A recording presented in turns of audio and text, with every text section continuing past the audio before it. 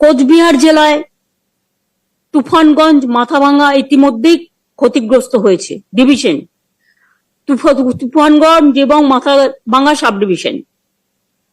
এখানে 12টি relief centre ও 6টি kitchen চলছে। রিলিফ সেন্টারে প্রায় 500-600 লোক আছেন।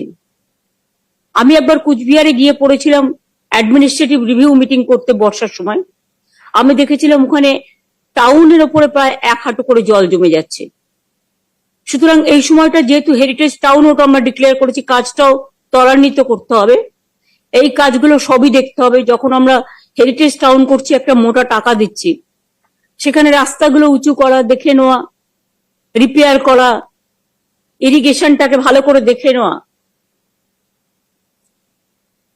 ইরিগেশনের তো অনেক বেশি কাজ, কারণ যেহেতু এমব্যাঙ্কমেন্টের ক্ষতি সবচেয়ে বেশি হয়। এখন থেকে একটা কোঅর্ডিনেশন বিভিন্ন ডিপার্টমেন্টের সাথে করে, যাতে দেখে নেওয়া কোনো রকম অসুবিধা না হচ্ছে, ডিএমরাও একটা লোকালি সার্ভে করে নেবে।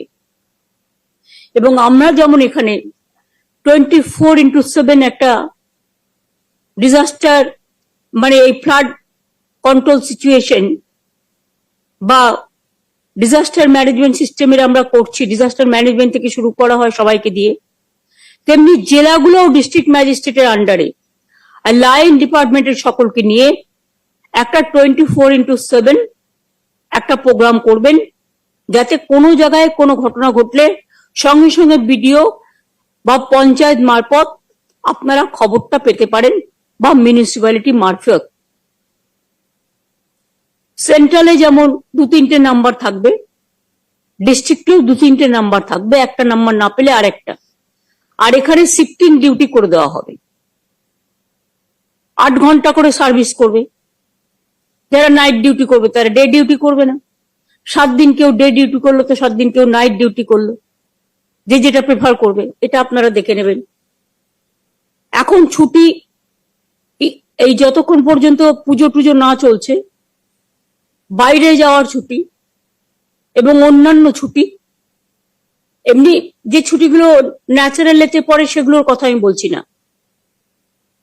এমার্জেন্সিতে, যে যদি এমার্জেন্সি লাইক সিচুয়েশন হয়, তাহলে কিন্তু সব ছুটিটাই ক্যান্সেল হয়। তার পরিবর্তে তারা অ্যাডজাস্ট করে অন্য সময়, সেটা দেখে রাখতে হবে।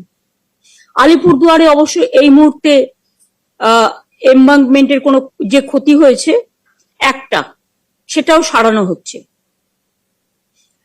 কালিম্পং এর সিচুয়েশন নর্মাল। 10 নম্বর জাতীয় সড়কে ধস নেমেছে।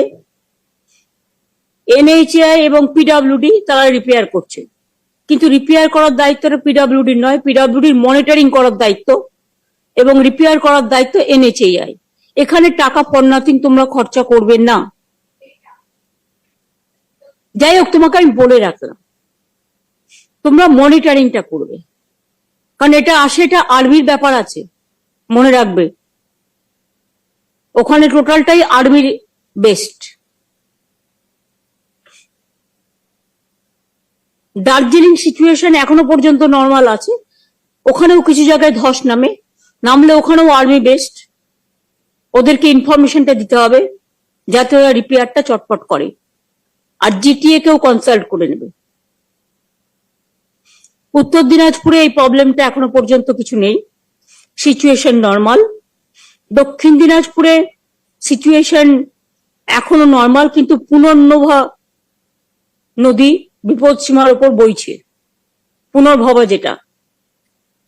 সুতরাং আমার মনে হয় এটা বিপদ সীমার উপর বইলে কোন জায়গাগুলো এফেক্টেড হতে পারে, সেখানে আশেপাশে বাড়িঘর আছে কিনা সেটা দেখে নিতে হবে, এবং পাবলিককে দরকার হলে সরিয়ে আনতে হবে। সেই শেল্টারগুলো ডিএমএসপিদের কথা বলে এখন থেকে নজর রাখতে হবে। আমরা একটা সিস্টেম করে দিয়েছিলাম, একটা মেকানিজম। যদি দেখেন বেশি ঝড় জল হচ্ছে, হয়তো ডিবিসি যখন তখন জল ছেড়ে দেয়, আগে না জানিয়ে ছাড়তো, এখন আমরা বলে দিয়েছি আমাদের না জানিয়ে ছাড়া যাবে না। এবং অনেক কাজ জল ধরোতে অনেকটা আমরা সেভ করতেও পেরেছি। তা সত্ত্বেও দুর্ভাগ্যবশত আমাদের খানাকুল ভাসে, আরামবাগ ভাসে, গোঘাট ভাসে, হাওড়ায় উদয়নারায়ণপুর আমতা কিছুটা ভাসে, মিদনাপুর কিছুটা ভাসে, ঝাড়গ্রাম কিছুটা ভাসে, মুকুটমণিপুর ড্যাম থেকে জল ছাড়লে বাঁকুড়া কিছুটা ভাসে, আর ডিবিসির জলে হঠাৎ করে জল ছেড়ে দেয় ফলে দুর্গাপুর থেকে শুরু করে বীরভূম অনেকটাই ভাসে, বর্ধমানের কিছুটা। এটা মাথায় রাখতে হবে। সুতরাং ডিবিসি জল কতটা ছাড়বে, কি ছাড়বে, এটা আমাকে প্রতিদিন রিপোর্ট দিতে হবে এবং ইনফরমেশন দিয়ে কনসাল্ট করে তবেই আমরা অ্যালাউ করব। একবারে যদি 100 ছাড়ে সবটাই ডুবে যায়, মানুষ মরে যায়। আগে তাই হতো, কেউ দেখাচ্ছিল না। কিন্তু 10-10 করে যদি ছাড়তে শুরু করে, তখন রেখে দিলাম বাদে, আমার যতক্ষণ না ফুরোচ্ছে ততক্ষণ আমি ছাড়ছি না। আর যেই ফুরিয়ে যাচ্ছে, হজম করতে হচ্ছে, বদ হজমটা বাংলাকে করতে হচ্ছে। এটাও তো ঠিক নয়, তারও একটা সিস্টেম করতে হবে। সে যখনই দেখবে তার 75 to 80% ভরে যাচ্ছে, তখন থেকে যদি অল্প অল্প কিছু ছাড়ে, তাহলে কিন্তু প্রবলেমটা হয় না। কিন্তু প্রবলেমটা হয় তার কারণ ওরা একদিনও ড্রেজিং করে না। ডিবিসি এখনো পর্যন্ত যদি ড্রেজিংটা করে সেন্ট্রাল গভর্নমেন্ট, 2 লক্ষ কিউসেক মেট্রিক টন জল এখনো ডিবিসি জলাধারে থাকতে পারে, যেটা আমি 5-6 বছর ধরে শুনে আসছি। কিন্তু ওরা ড্রেজিং করছে না, ফলে প্রবলেমটা আমাদের ঘাড়ে আসছে। এটা বর্ষা সবে নেমেছে, ইমিডিয়েট আমি ইরিগেশন ডিপার্টমেন্টকে বলবো, talk to irrigation ministry and to tell them যে ডিবিসি যেটা সিলটেশন, এগুলো করা উচিত ইমিডিয়েট। ফরাক্কা ডিবিসি ডিসিশন নেবে ওরা, আর ভোগ করবো আমরা, এটা কখনো হতে পারে না। এটা মাথায় রাখতে হবে। মাইথন তো পড়েই আছে। মালদায় এমনিতে কোনো বন্যাজনিত সমস্যা নয়, কিন্তু মালদায় হয় ভাঙন। রতুয়াতে নদী ভাঙন হয়েছে, যার জন্য 25-30টা ফ্যামিলিকে শিফট করতে হয়েছে।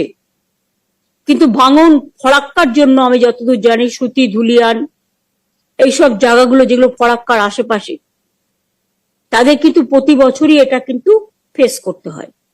আমি আগাম বলে দিচ্ছি, তার কারণ যত পরে এটা না বলতে পারে যে কেউ জানতো না।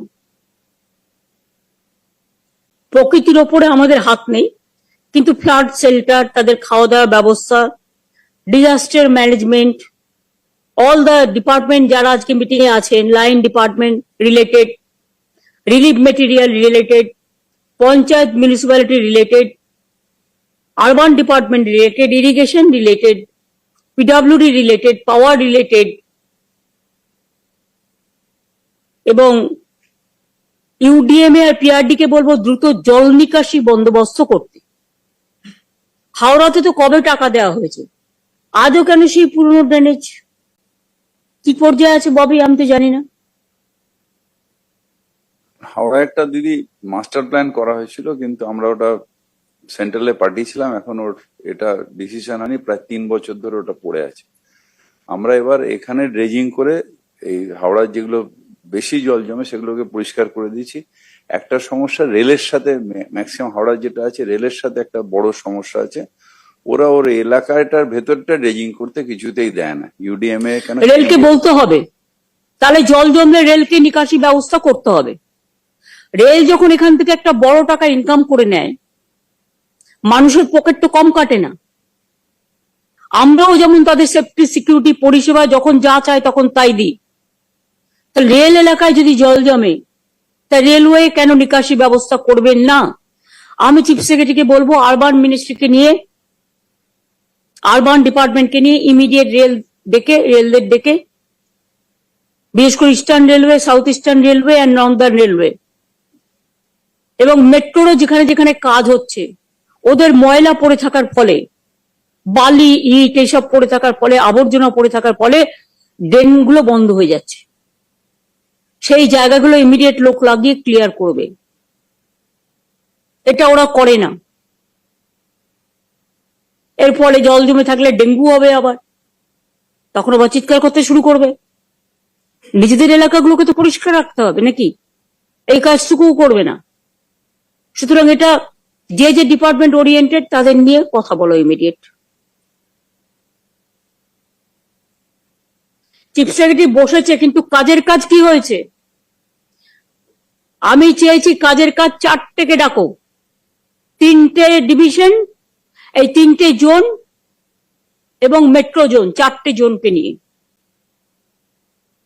আমিও ভাবি একটা দেখতে পাচ্ছি, যেমন ধর আলিপুরে তোরা রাস্তাটা রং করছিস জেলের ওখানটায়, রংটা আমি বলবো অলওয়েজ, যে যখন পিডাব্লিউডি হোক, ইরিগেশন হোক, যাই হোক, যখনই তোমরা কোনো কালার স্কিম, স্কাই যেটা স্টেটের কালার, স্কাই হোয়াইট মিলিয়ে করো, এটা প্লাস্টিক কালার করতে। তার কারণ শুধু চুনকাম করে দিলাম জল দিয়ে, 7 দিন বাদে বৃষ্টির ছোটায় সেটা নষ্ট হয়ে যাচ্ছে, টাকাও যাচ্ছে জলে, কাজও পাচ্ছি না। এটা এখন থেকে আমি বলে দিলাম, it is a compulsory instruction.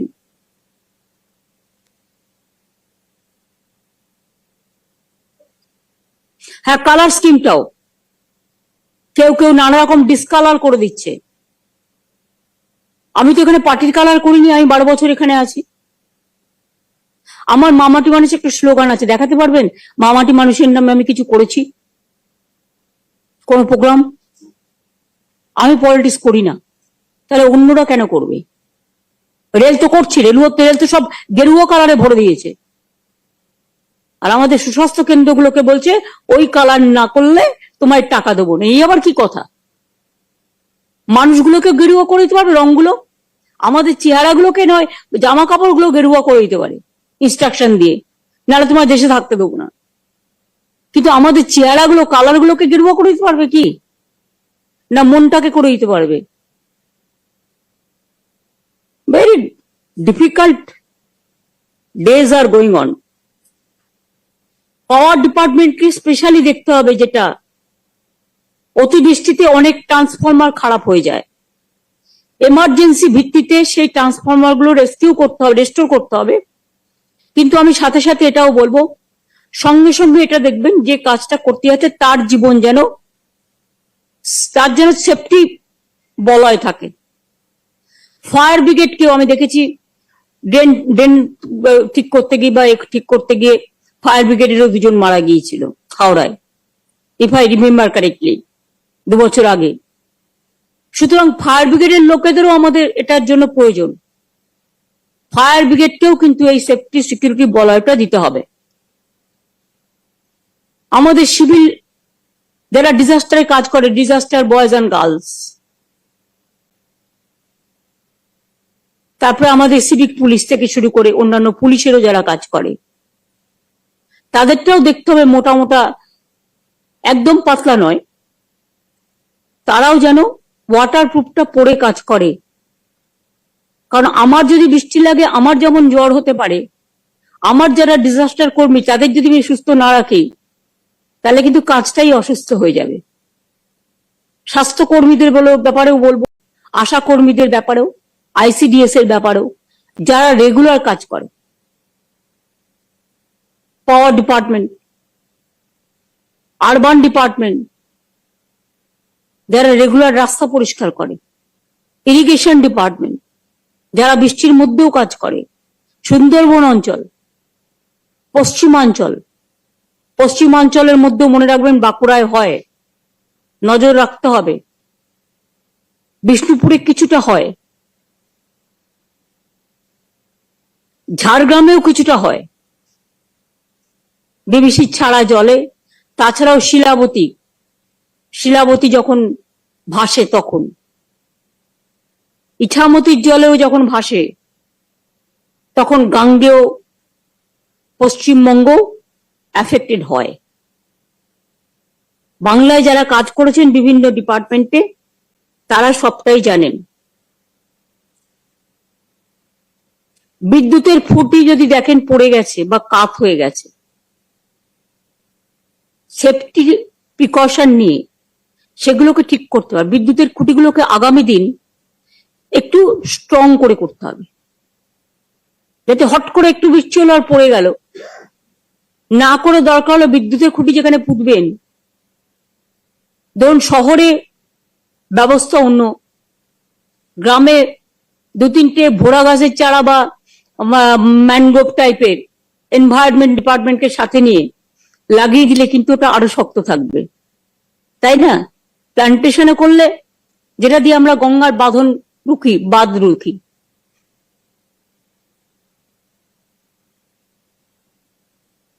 এগুলো হচ্ছে প্রকৃতির হাত থেকে প্রকৃতিকে রক্ষা করে।